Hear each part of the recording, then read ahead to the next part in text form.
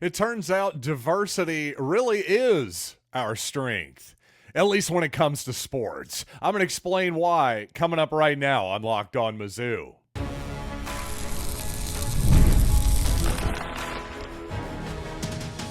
You are Locked On Mizzou, your daily podcast on the Missouri Tigers. Part of the Locked On Podcast Network, your team every day. Hey, all you true sons and daughters, I'm John Miller, your Mizzou mafioso and the maker of Missouri Mirth here 5 days a week on the Locked On Mizzou podcast, your team every day. And with 1 month to go, the Missouri football season, believe it or not, is nearly sold out already. So a lot of hype happening here in the world of Missouri football. Got plenty to talk about on today's show. And today's episode is brought to you by FanDuel. Make every moment more. As playoffs wind down, the sports stop sporting like we want them to. But this summer, FanDuel is hooking up all customers with a boost or a bonus daily. That's right. There's something for everyone every day, all summer long. Visit FanDuel.com to get started. And just quickly here to start the program, in fact, you know what? A quick correction. Listener Ross correctly pointed out, John, you keep referring to Chris Pine in multiple videos. I believe it's Drew Pine. Just an FYI. Don't mean to be nitpicky. Well, quite frankly, listener Ross, thank you for that correction. I don't find that to be nitpicky whatsoever. I enjoy the constructive criticism, and as rough as it's gotten with me and names in my everyday life here in my 40s, it's shocking to me that I don't screw up the new Missouri guys' names more often, quite honestly. So no, Drew Pine, of course, is the Missouri new backup quarterback, not Chris Pine, the new, well, relatively new version of Captain Kirk and what else? Wonder Woman's love interest, all that good stuff. So yes, Drew Pine, my apologies there for sure. But you know what? I want to talk about diverse Mizzou to start the show. And yes, that's a hot button world in the political scene. And indeed, you come on tier to Locked On Mizzou to escape the political insanity. And indeed, this is going to remain a safe space for you. But I'll tell you, in terms of sports, diversity is always great. And here's what I mean by that. Take Bobby Witt Jr., for example, as I look to my left here, the Kansas City Royals are on my screen here in the afternoon. Well, Bobby Witt Jr. is what they call the classic five-tool player in Major League Baseball because he can do it all. He can field his position at shortstop, hit for power, hit for contact, defense, speed, everything. It's all there. Well, just like that is the type of thing that never goes out of style. Well, just like in every sport, of course, there are styles that come in and out. Of course, now we're in sort of the strikeout, launch angle, hit for power, three true outcomes era in baseball. But here's one thing that never goes out of style, and that's being able to do everything. In modern basketball, for example, well, the mid-range shot is not nearly as emphasized as it once was. But being great at that shot, for example, is still a huge plus. Yes, the average of basketball players these days, maybe they make 40% of those shots, but what if you make 50+% of them like Kevin Durant was and does? Well, that changes the math quite a bit. And on the football field, as a general rule, of course, I've been saying that Missouri should throw for dough a little bit more this season. In other words, on early downs, I think Missouri should throw the football with their diverse set of pass catchers out there. But then again, that is just a general rule. Depending on the opponent, depending on how the game is playing out, don't be surprised if I'm the first person out there saying, hey, actually, we need to lean on the run a little bit more. Against Georgia, I thought that was the case last season. Certainly in the Cotton Bowl against Ohio State last season, really our best offense was those Cody Schrader running plays and the occasional play action chunk play. But with Missouri this season, again, back to my point about diversity, the thing that makes Missouri so dangerous is they should be able to do whatever they want this season, no matter, again, the situation, the opponent, the Tigers should have some looks that look a lot like the Chase Daniel era, where you've got 5 guys spread out. And then other times it's going to look a heck of a lot like the Eli Drinkwitz era, where you put a tight end in the backfield just to mash his way through to create a 3-4 yard gain, keep the offense moving up the field with the power running game and all that good stuff. And in fact, let me actually bring up a visual aid here known as College Football 25, just to give you an exact, for those of you watching on YouTube, to give you a better idea of exactly what I'm talking about here. Now, what I have here on your screen is a basic 11 personnel here for Missouri. In other words, you've got 1 running back, 1 tight end, and then, well, do the rest of the math, 3 wide receivers on the field in Luther Burden, Mookie Cooper, and Theo Weiss. But again, as I pointed out to you before, this is a very Eli Drinkwitz offense type of formation here. Now, 11 personnel, for those of you not aware, this is basically the most common personnel grouping. Certainly you're going to see in the NFL and probably in the SEC and Big Ten and throughout college football this season as well. But not all 11 personnels were created equally. The fact that Missouri hopefully has a really good pass-catching running back here in Nate Noel, and obviously a multi-talented tight end here in Brett Norfleet, well, that allows the Tigers to not only just jam the ball right up the line of scrimmage here, like I'm about to do with Noel here for a 4-yard gain here in practice against the hated Jayhawks. Well, just look at Norfleet here. This is something he did a lot last season, which is pound his way forward in the running game. If you think the fullback is a lost art, well, it's certainly a lost position, but at times Missouri will use Norfleet certainly as a lead blocker for Nate Noel, Marcus Carroll, and the rest of the Missouri running backs. But to my other point here, this is not the only, if we come out in this 11 personnel, as dangerous as this looks from a run look, well, obviously we can pass the ball out of this formation as well, but we can also change our look, and now all of a sudden we split out wide into an empty formation. Now all of a sudden you're looking at the Chase Daniel offense all over again, because with Norfleet now split out and a capable pass catcher in Nate Noel, again, the running back, you could argue, hey, we could put Noel on the boundary here and Luther Burden in the slot, and that's an even better attacking position, and I wouldn't argue with you. But the point here is look at the weapons that Missouri has. You've got 5 legitimate pass catchers, dangerous pass catchers. We're not even talking about Marquise Johnson on the field or Mekhi Miller or Joshua Manning or any of the other great receivers that are on this Missouri roster. But with Weiss, Burden, Cooper, Norfleet, and, one thing we didn't even mention, how easy of a run look is this for Brady Cook right now out of this empty formation? There's another part of the diverse skill set of the Missouri offense that is absolutely going to play. Brady Cook is a tough, fast, and reliable runner of the football. If you're a Missouri defensive coordinator, I'm truly not sure. If you're an opposing defensive coordinator against the Missouri offense, I should say, I'm truly not sure really what you're supposed to be looking at. What are you supposed to key on and stop? I really, really honestly wonder that if you're an opposing defensive coordinator. And once again, with officially 1 month until the kickoff of Mizzou football season, if you want to get out to Faurot Field this season, well, quite honestly, the time to get tickets is right now. Some stunning numbers shared about the tickets already sold this season at Memorial Stadium. So let's talk about that coming up here in just a second. First, though, let's talk some FanDuel, because I do love sports, and I love them so much. I never want them to stop.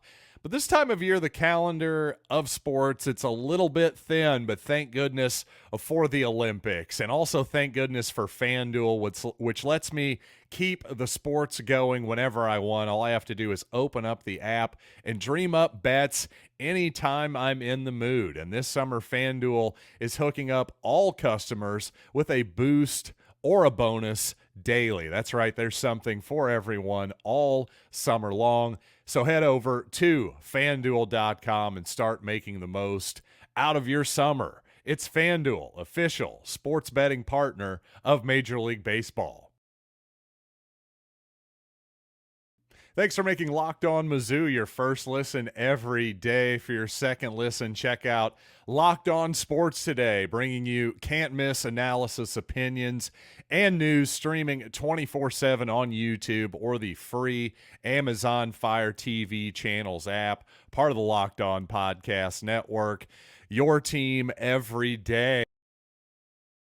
And this next part of the show is going to be a bit of a public service announcement, because according to Blake Heisey, an intern over at 810 Sports, he tweeted out that based off the single game tickets left on the official site of Ticketmaster.com, well, there's just over more than 4,000 tickets remaining for the entire season at Faurot Field. Not just one game, but for the entire season. In fact, Boston College apparently add that to the list of sellouts. Oklahoma and Auburn were already announced as sellouts. Apparently, Boston College on the 14th of September is sold out as well, and fewer than 1,000 tickets left for Murray State, Vanderbilt, and Arkansas, and just more than 1,500 tickets to the September 7th game against Buffalo. So, yeah, people are psyched for this Mizzou football season. 1 month away. If you're going to not want to pay those aftermarket prices, I suggest you get on it now. All you families out there would like to save a few bucks. But by the way, the first practice was just this past Monday, and showing how quickly the college football season goes. The last open practice and media availability is going to be on August 20th, and also August 17th. Going to be an open practice to fans at 7 p.m. Quite honestly, I think the fans are going to get to see just as much as the media would have in any type of practice availability. So August 17th, I'll certainly plan on being out at that one. Not sure that I'm going to be wasting my time and spending multiple hours seeing basically nothing at Missouri practice in this offseason. I hate to say it. Now, I talked a lot about the diversity of Missouri's offensive playmakers in the opening of today's program, but that's all well and good. But in order to make all of that work, you need an actual quarterback who's smart enough to get him the football, who has a diversity of skill sets. Well, I think Brady Cook certainly has that. And offensive coordinator Kirby Moore talked about the importance of Brady Cook having an actual spring practice.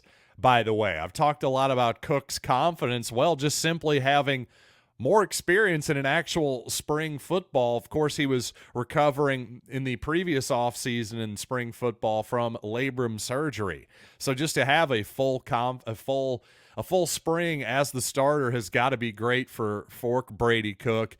Apparently, Kirby Moore agrees with me. He says a lot more reps, which creates confidence. He's improved making subtle moves in the pocket, his command of what we're doing, adjustments within plays, whether that's signals or getting us into the best call. So all those things, I just think last year he didn't have those repetitions of spring ball, so there was a lot of learning throughout fall camp.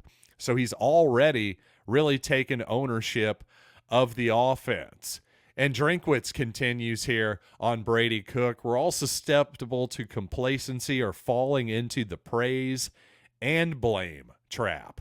He didn't let the blame get to him, and I anticipate he won't let the praise get to him too. But I'm constantly hammering him with, we don't need a celebrity quarterback. We need a battlefield commander. Well, again, to Eli Drinkwitz's point there, I think Brady Cook has been through enough that he didn't just suddenly become a celebrity quarterback in the offseason. Again, no love triangle with Sophie Cunningham and Angel Reese is forthcoming for our man Brady Cook. But I do think what's forthcoming is a really excellent season. I think he's poised to take another step. What exactly that looks like, I'm not sure. but I do expect the 2024 version of Brady Cook to be even better than the 2023 one. Now, on the running back position for the Tigers, at least for now here in practice, it really does seem like a true split between Marcus Carroll and Nate Noel, the two backs that Missouri grabbed in the transfer portal, two 4-year players now playing their 5th year of college football, basically seem to be splitting the first team reps, at least for now. Though I will say, again, at one point last season, it felt like Nathaniel Pete was going to be at least a significant part of the Missouri backfield. Obviously, that did not come to pass, as Cody Schrader was by far and away the workhorse back on the team. And for all of the talk of, again, Missouri and their coaches have talked up Jamal Roberts, for example. He seems to be the number 3 back for the Tigers, at least at the moment. And running backs coach Curtis Looper revealed Roberts got a lot of first-team reps during the season of 2023 to lighten Schrader's load during the week of practice. Of course, Schrader had a massive load on his back during actual Saturday games, so that makes a lot of sense. The part, though, that's interesting to me is that, well, if Nathaniel Pete wasn't getting those reps, that almost seems like more of a slight against Pete than it does necessarily a praising of Roberts, because quite frankly, again, to be brutally honest here, you'd think, logically speaking, if the staff really loved Roberts as much as they're claiming to, they wouldn't have necessarily needed to grab 2 veterans in the backfield in the portal. So again, this is me kind of reading between the lines here. I think they like Roberts as a player. I think they really like him as a special teams guy, kind of a Swiss Army knife, an important part of the roster perhaps, but the idea that he's an actual contender for real carries this season, let's just say that I'll believe it when I see it. And speaking of Drew, don't call me Chris Pine, who is certainly entrenched as the backup quarterback for Mizzou, that really only leaves question about the third stringer. And for now, it does look like true freshman Aiden Glover has that spot, with Sam Horn on the mend from Tommy John surgery on his throwing elbow. Now, frankly, any other decision other than that, at least at this point in the process, I would have questioned in a pretty serious way for Missouri. I know some fans like Brett Brown, for example, or J.R. Blood, the walk-on quarterbacks. But at this point, again, the guy you're actually giving real capital to, an actual scholarship to, and Aiden Glover, whether he's a developmental prospect or not, I think you got to give this guy some hope and some confidence at this point, and to just put him behind some walk-ons, I think, again, at this point,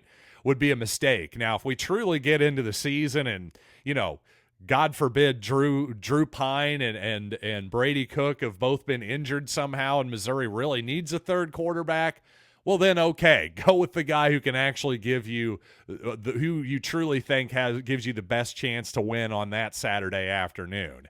But as we sit here on July 31st in the early parts of fall camp here, I think that's the smart way to play this. That's the smart way to play the development of your young quarterback here if you're Eli Drinkwitz in Missouri.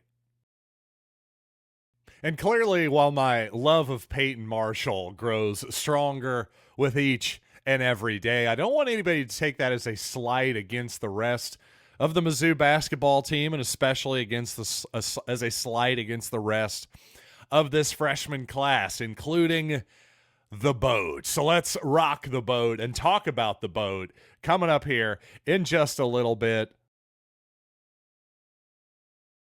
But first, are you taking the dream vacation this summer but dreading the rising cost of seemingly everything? Well, with Ibata, you get cash back on all of your purchases. So you can spend more time making memories this summer and less time fretting about the costs of everything. You see, other apps give you points that don't amount to much, but with Ibata, you earn cash back that you can withdraw to your actual bank account. We're talking PayPal, gift cards, Simply add offers in the app, upload your receipt, and voila, the money is all yours. So right now, Ibata is offering our listeners $5 just for trying Ibata by using the code LOCKEDONCollege when you register. Just go to the App Store or Google Play Store and download the free Ibata app and start earning cash back and use code LOCKEDONCollege. That's IBOTTA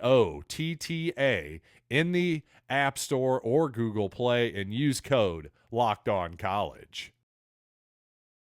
And it is awfully hot here in central Missouri. And on these type of days, frankly, I just want to lie by the pool and not have to worry about meal prep, making food. Just pop it in the microwave and give me something healthy. Well, that's exactly what I get from Factor Meals. Factor's fresh, never frozen meals are dietitian approved and ready to eat in just 2 minutes. So no matter how busy or frankly lazy you are, you'll always have time to enjoy nutritious, great tasting meals. Keep kitchen time to a minimum. Factor meals, again, are ready in 2 minutes. No shopping, prepping, cooking, or indeed cleaning up. Enjoy effortless support for your lifestyle. Choose from 6 menu preferences to help manage calories, maximize protein intake, avoid meat, or simply eat a well-balanced diet. Head to factormeals.com/LockedOnCollege50 and use code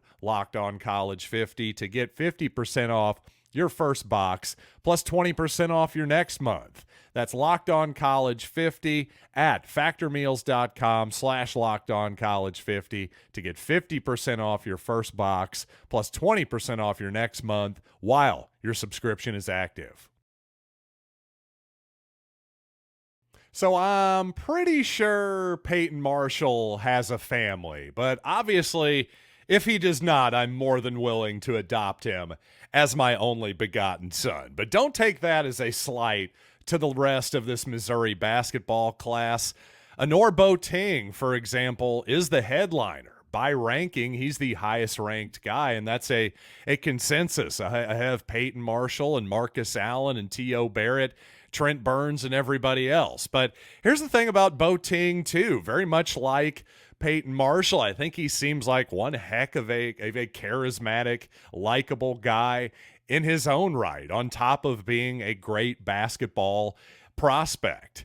Honestly, this just seems like, again, very quick viewing, outside looking in, this seems like this is going to be a really easy team to root for this season and hopefully for years to come. And honestly, though, I never even got the idea last season at all that there were really any bad apples on the roster or there were, personal problems like the guys weren't getting along or anything like that. And I have some somewhat inside sources with Missouri basketball, and I never got the indication that, oh man, these guys really hate each other and boy, the chemistry is just all wrong or anything like that. Now, obviously the basketball part of the chemistry, that left something to be desired, to say the least. So what I'm saying is I don't want to completely overrate this part of it, but at the same time, it does genuinely help.